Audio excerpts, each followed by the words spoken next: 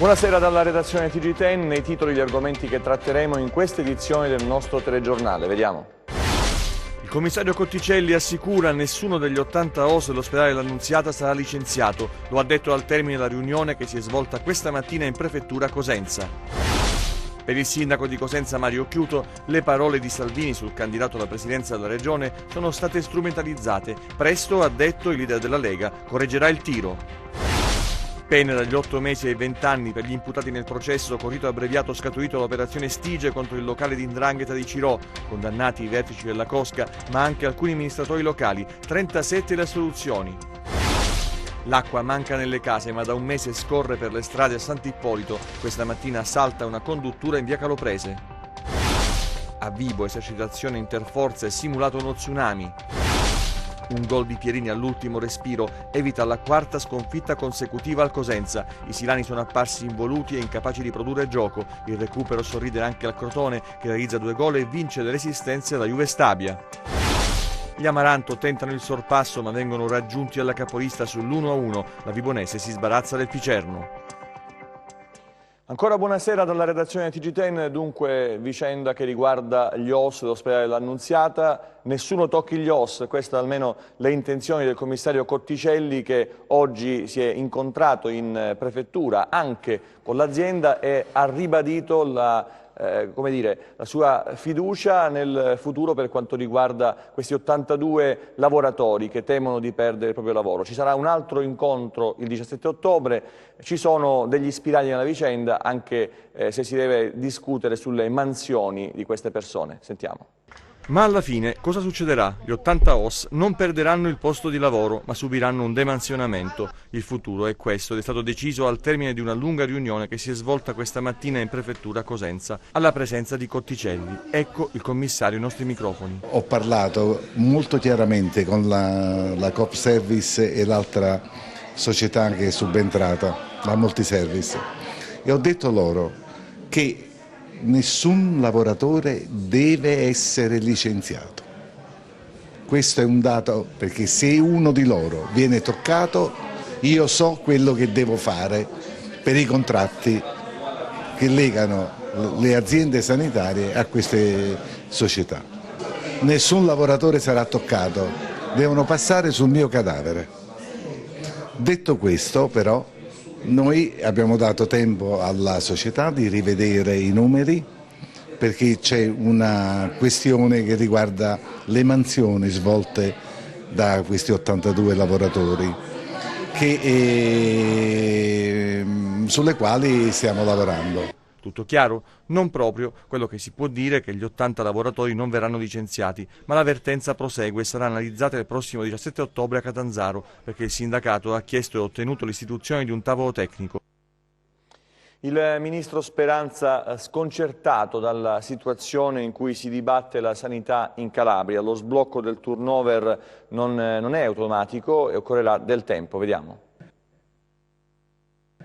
Anche il ministro della Salute, Roberto Speranza, è rimasto colpito dalla situazione in cui versa la sanità calabrese. Conoscevo, ma non immaginavo si fosse arrivati a tanto. Pare siano state queste le sue parole, retroscena di un incontro chiesto e ottenuto dal presidente della regione Mario Oliverio. Nei fatti, dopo la riunione politica, si è insediato a Roma il tavolo tecnico, formato da tecnici del Ministero e della Regione per affrontare le priorità calabresi, 3 in tutto. La prima riguarda il personale, prevista la proroga di 1 anno per le graduatorie, la seconda riguarda l'assetto delle aziende, terzo punto beni e servizi. Intanto il Rivallo Stretto, in commissione sanità a Palazzo Campanella, prevista l'audizione del commissario Saverio Cotticelli, del direttore generale Belcastro e del delegato alla sanità Franco Pacenza in merito alla legge regionale sul precariato.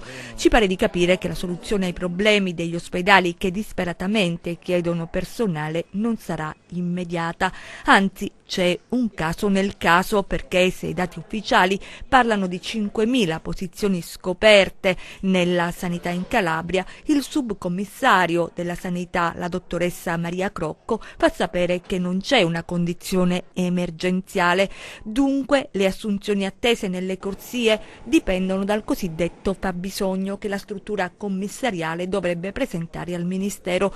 L'ultimo documento presentato, secondo le notizie in nostro possesso, risale al 2016, ben 3 anni fa. Insomma, una situazione complicata, difficile, un labirinto di posizioni politiche diverse che tanto per cambiare pagano i cittadini. La politica adesso, torniamo ad occuparci della visita del leader della Lega Matteo Salvini il giorno dopo la manifestazione del Teatro Morelli e le contestazioni di piazza. Resta il percorso verso le regionali. Il giorno dopo la visita di Salvini a Cosenza si discute di ciò che il leader della Lega lascia sul campo. Sul piano politico c'è la volontà dell'ex ministro di mettere radici in Calabria attraverso la promozione di una classe dirigente rinnovata e giovane.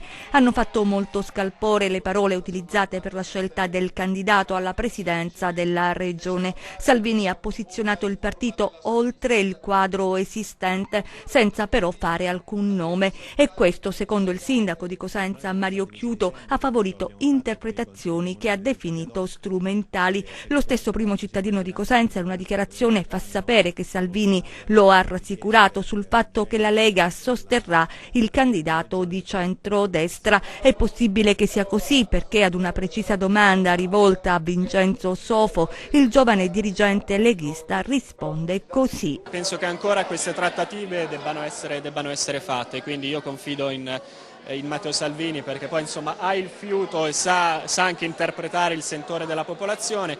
Dopodiché l'importante, la cosa fondamentale è che il centrodestra inizi ad affrontare la questione programmatica, cioè quello che ho sempre detto è la persona che dovrà rappresentare una coalizione, dovrà essere l'esito di un percorso in cui ci si confronta per dire che cosa facciamo della Regione Calabria.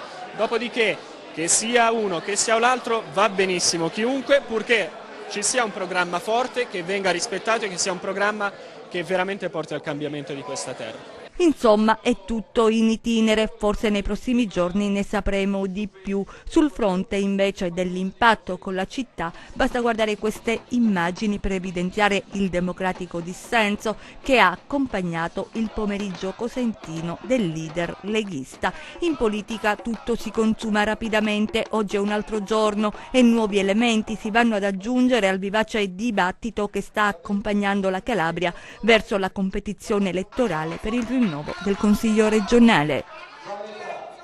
E per quanto riguarda Forza Italia, c'è una nota: Forza Italia si è sempre dimostrata rispettosa delle indicazioni pervenute dai partiti alleati, Lega e Fratelli d'Italia, e altrettanto rispetto pretende da essi quando si tratta di indicazioni che provengono dal nostro partito, e quanto si afferma in un comunicato del partito azzurro sottoscritto, oltre che dalla deputata e coordinatrice regionale Iole Santelli, dai parlamentari calabresi, dai consiglieri regionali, sindaci di Vibo Valentia e Cosenza e dirigenti regionali. Se c'è un candidato alla presidenza, è detto nel comunicato, che risponde ai requisiti indicati dal leader della Lega, Matteo Salvini, a Cosenza, come autonomia, provenienza da società civile, profilo politico non professionistico, questo è Mario Chiuto. Non avevamo dubbi che tutti gli avversari e pretendenti avrebbero fatto a gara per fornire una lettura in senso negativo, nessuna sorpresa in tal senso. Una lettura equilibrata, non pregiudiziale, più politica delle parole di Salvini porta a ben altri ragionamenti.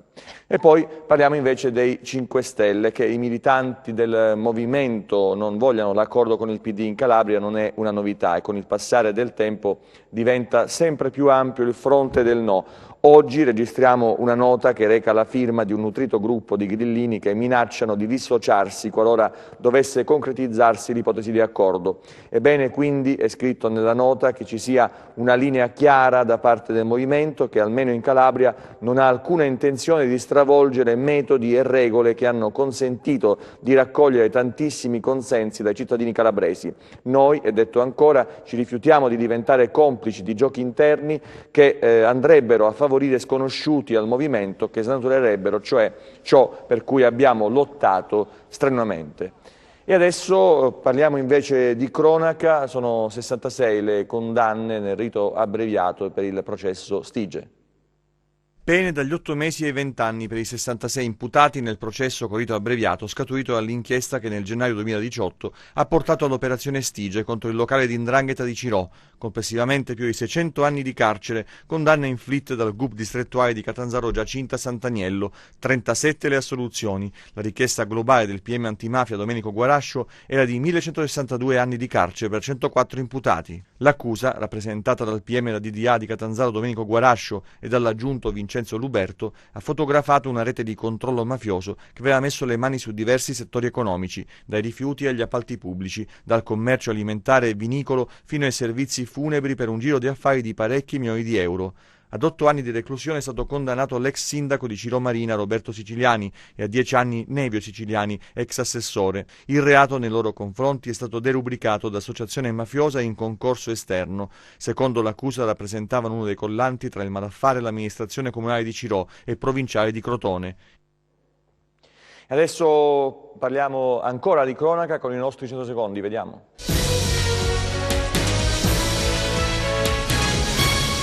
Uno sbancamento di terreno eseguito illegalmente è stato scoperto a Villaggio Palumbo, nel Crotonese, dai carabinieri forestali, che hanno denunciato il proprietario del terreno, un commerciante sessantenne, per violazioni alla normativa edilizia e paesaggistica. L'area interessata è stata messa sotto sequestro insieme al sito dove erano state depositate le terre di scavo e alla macchina escavatrice utilizzata per effettuare i lavori. Incidente stradale nella notte sulla provinciale 181 tra i comuni di Girifalco e Amaroni, nel Catanzarese, dove una Ford Fiesta è finita fuori strada. Il conducente avrebbe perso il controllo sbandando e ribaltandosi. 4 persone sono rimaste ferite. Sul posto le squadre dei Vigili del Fuoco, del Comando di Catanzaro e i Carabinieri, il 118 che ha trasportato i feriti in ospedale. Nuovo incendio di rifiuti questa notte alla Mezzia Terme, ad essere interessata dalle fiamme una discarica a cielo aperto in località Richetti. Paura e disagi tra i residenti della zona per una situazione, denunciano, insostenibile. Sul posto una squadra dei Vigili del Fuoco. Il fumo ha creato notevoli disagi ai residenti e agli automobilisti. Depuratori nel Cosentino e emergenza, ha chiesto un tavolo per risolvere le criticità, denunciato il rischio di un blocco dei depuratori gestiti dalla GECO per conto del consorzio Valle Crati, problemi tra enti che rischiano di ricadere sui cittadini. Andiamo adesso nell'Interland Cosentino a Sant'Ippolito, dove c'è una grossa perdita d'acqua. L'acqua scorre sull'acciottolato in via Santa Lucia. Siamo a Sant'Ippolito, frazione di Cosenza. È acqua potabile che si disperde, è uno spreco vista la carenza del prezioso liquido. Gli abitanti del paese da un mese assistono attoniti a quanto accade. Hanno segnalato il problema agli uffici comunali preposti. Lo hanno fatto in maniera formale ed informale attraverso WhatsApp e inviando lo stesso video che è arrivato nella nostra redazione. Al momento però nulla è accaduto. Non è arrivata nessuna risposta, né, come è possibile constatare, la perdita è stata riparata. E stamattina problemi anche in via Caloprese, in pieno centro a Cosenza, dove una conduttura allacciata solo ieri è saltata in conseguenza di altri lavori in piazza Loreto, allagando la strada con disagi per gli automobilisti. I video postati questa mattina sui social. La conduttura di via Caloprese è costata alla regione 6 milioni di euro. L'ira del municipio Bruzio. È stato l'assessore ai quartieri Francesco De Cicco a presentare una diffida. Siamo da una settimana senza acqua in città per questi allacci, ha detto, e questo è il risultato. Un problema atavico. Le perdite d'acqua come atavico è il problema di una rete idrica obsoleta. Non è uno tsunami ma quasi, e a Vibo c'è stata una esercitazione interforze proprio per simulare gli effetti di uno tsunami.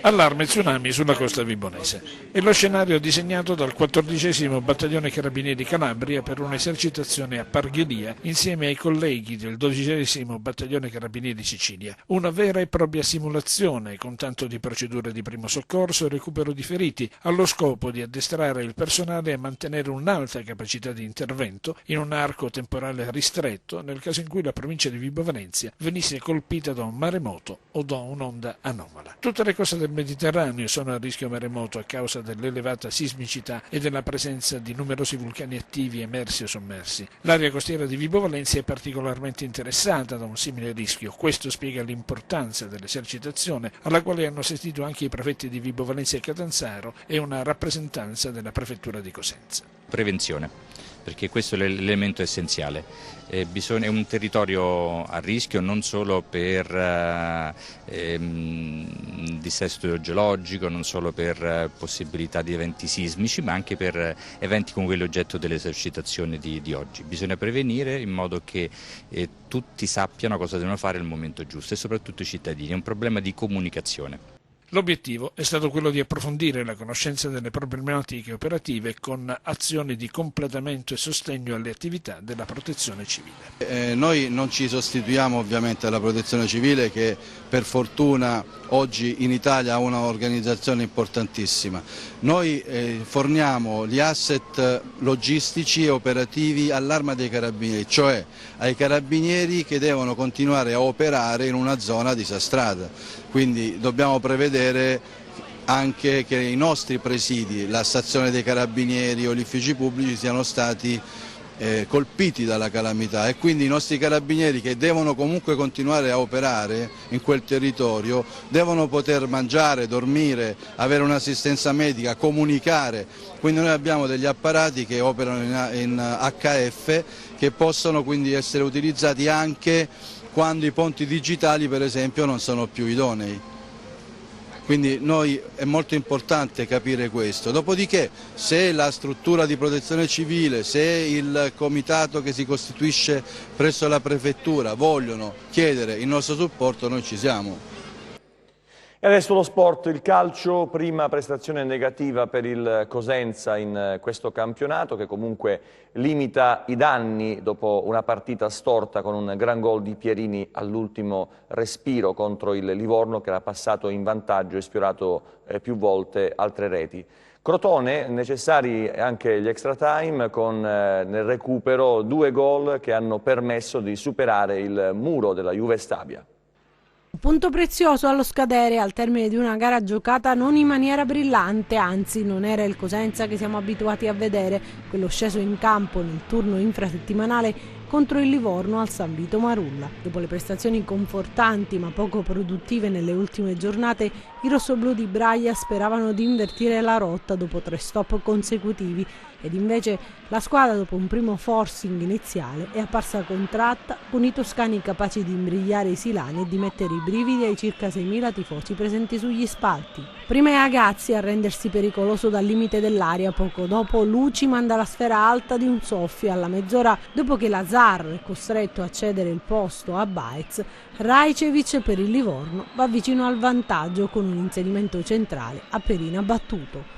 La squadra di Breda è padrona del campo. Marsura, prima del riposo, sfiora il palo e i lupi tirano un sospiro di sollievo anche nel recupero, quando Perina è costretto a metterci una pezza per respingere il bolide di Porcino. Nella ripresa l'equilibrio resiste per 7 minuti fino al gol di Marsura, che vede Perina fuori dai pali e sblocca il risultato. Il Cosenza è tramortito, la reazione è confusionaria e inconcludente, il Livorno ne approfitta e prova a raddoppiare al 10° con questa conclusione di Rajcevic. Braia richiama in panchina Masciac e al suo posto manda in campo Pierini, che suona la carica, e i lupi sono più propositivi e pericolosi, ma è all'ultimo respiro che il Cosenza riacciuffa la gara, proprio con Pierini che con un tiro a giro che si insacca all'incrocio dei pali regala un punto preziosissimo per la classifica e soprattutto per il morale.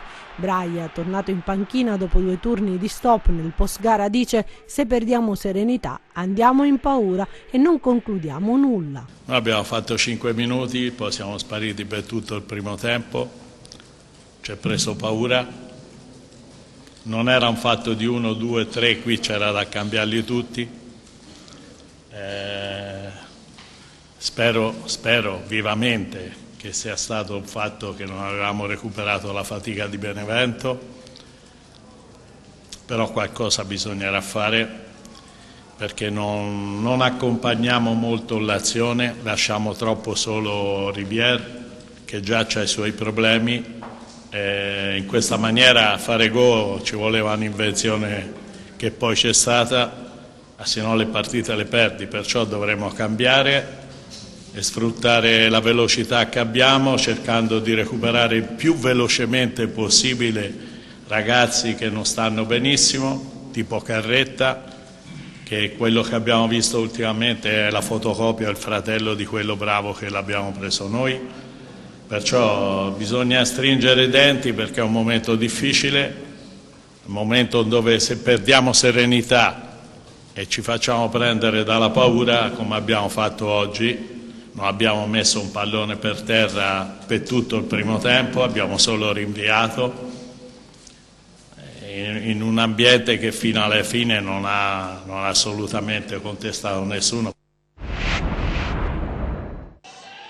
Decisiva la zona Cesarini anche per la vittoria del Crotone che all'uscita contro la Juve Stabia la squadra di Stroppa gioca fino alla fine desiderosa di agguantare i 3 punti dopo lo stop esterno contro la Cremonese. Nel primo tempo i padroni di casa si rendono da subito pericolosi, ci prova prima Barberis con un tiro al volo ad impensierire l'estremo stabiese russo, ma il pallone finisce alla destra del portiere. I pitagorici spingono sull'acceleratore mettendo sotto pressione la retroguardia giallo-blu. Al 22esimo, al termine di una clamorosa azione, Maxi Lopez si divora la palla del vantaggio a porta sguarnita. I calabresi hanno sui loro piedi diverse occasioni pericolose, ma il risultato non si sblocca. Il primo atto della gara si conclude a reti inviolate. Il secondo tempo si apre con il neoentrato Crociata che colpisce il palo con un tiro dalla media distanza. Il Crotone le prova tutte, complice anche una squadra ospite, falcidiata dagli infortuni, e così dopo il forcing forsennato nel largo recupero concesso al direttore di gara, ecco materializzarsi il successo. Prima sugli sviluppi di un calcio d'angolo, Mustacchio trova un pallone vagante che spedisce alle spalle di Branduani per l'1-0 e 3 minuti più tardi ci pensa Benali a chiudere i conti, segnando la rete del definitivo 2-0. Un successo meritato che rilancia le ambizioni dei pitagorici. Devo dire che in casa col Cosenza e in casa con l'Empoli abbiamo fatto la stessa partita. Con il Cosenza non è stata così netta e pulita per quello che riguarda la qualità del gioco, però comunque siamo arrivati sempre alla fine ad avere il rammarico di non aver portato a casa i punti. Questa sera finalmente, perché se fosse finita in maniera diversa non so che cosa potevo venire qua a dirvi, perché la squadra ha lavorato in una maniera esaltante, lavorando sugli esterni, centralmente, arrivando davanti alla porta, tirando da fuori, sono stati veramente bravi. Infatti i complimenti vanno ai ragazzi che ci hanno creduto fino all'ultimo, a chi è entrato che ha fatto la differenza nel voler dare una spinta in più, e fare una partita del genere contro una squadra, e se l'avete vista in queste partite, che creava tantissimo, e non concedere praticamente un tiro vuol dire che i miei giocatori hanno fatto una partita eccezionale. La Serie C adesso, oggi è il giorno del big match fra Ternana e Reggina e poi altre calabresi in campo. La Reggina prova il sorpasso nel big match della 6ª giornata di Serie C, ma la capolista Ternana risponde e mantiene la vetta. A Liberati succede tutto nel secondo tempo, con protagonista Nicolas Bresciani che apre la ripresa trovando il gol del vantaggio ospite. De Rossi alla 3/4 lascia partire un pallone dentro l'area che viene raccolto dal calciatore Amaranto, bravo a tagliare da sinistra e infilare la porta di Iannarilli dopo aver anticipato Parodi. Il vantaggio dura poco perché la risposta della capolista del girone C di Serie C è quasi immediata. La Reggina prova a chiudere la gara, ma il portiere rossoverde deve prima superarsi su Rivas e Garufo nel giro di pochi secondi. Poi entra in scena la Ternana, vantaggiato colpisce di testa sul cross di Furlan. Guarna è battuto, ma la traversa gli nega la gioia del gol. La Ternana però deve aspettare soltanto 8 minuti quando Marilungo, il primo pallone toccato dall'ingresso in campo, centra un traversone che Agnello Salzano trasforma nel gol del pareggio. La Ternana avrebbe comunque potuto ribaltare la partita quando Marino Defendi ha raccolto un pallone vagante in area di rigore e calciato da Bottasicura, trovando però una deviazione determinante. La Vibonese torna a vincere e supera anche il Picerno, subito in discesa la gara grazie al gol in apertura di Prezioso, al 12esimo, e Allegretti a raddoppiare. Nella ripresa Mausso sigla il tris per i rossoblù, in appello sul calcio di punizione segna la rete del 3-1. Crollo del Rende invece a Pagani, 5-1 risultato in vantaggio i biancorossi con Scimia, poi sbampato, la doppietta di Diop, Alberti e Schiavino per il finale, molto pesante per i biancorossi. E adesso il meteo.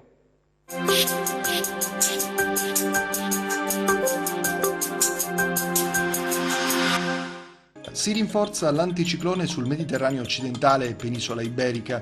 Lungo il sobbordo orientale scorrono correnti occidentali apportatrici di nuvolosità a tratti sull'area tirrenica. Ampi spazi soleggiati sulla Calabria con tendenza ad aumento della variabilità dalla giornata di giovedì. Domani nuvolosità variabile con locali addensamenti più intensi sui settori tirrenici e Alto Ionio Cosentino, dove non si escludono locali piogge. Parziali nuvolamenti li ritroveremo sui rilievi principali e sui settori ionici del Reggino e Basso Catanzarese, generalmente poco nuvoloso altrove. Temperatura stazionaria tendente ad una graduale diminuzione dal pomeriggio sera. Domani ventilazione occidentale a tratti moderata sul Tirreno, con mare tra poco mosso e mosso. Venti deboli meridionali sullo Ionio Crotonese, Catanzarese e Reggino, con mare poco mosso. Tra deboli e moderati occidentali sullo Ionio Cosentino, con mare poco mosso. Prima di salutarci vi ricordo il nostro sito web www.meteoincalabria.com e la nostra pagina Facebook Meteo in Calabria. TG che finisce qui, ci vediamo nelle prossime edizioni, grazie per la vostra attenzione, arrivederci e buona serata.